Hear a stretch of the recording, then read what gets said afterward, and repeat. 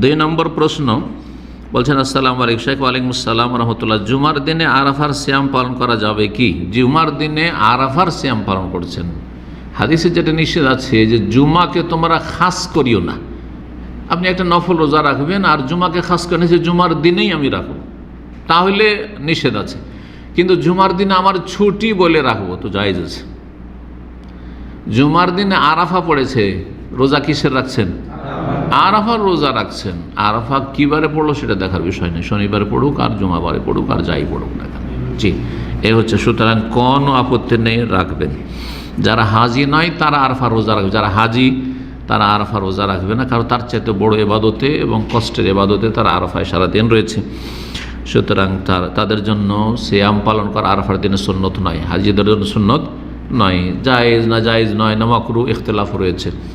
তো অনুত্তম, এক কথায় কমপক্ষে অনুত্তম তাদের জন্য। দুর্বল হয়ে যাবে, তার চাইতে বড় যে সেদিন দোয়া করবে, জিকির আজকার করে, ইবাদত বন্দেগীতে কঠোর পরিশ্রম করবে। হ্যাঁ, কষ্ট রয়েছে।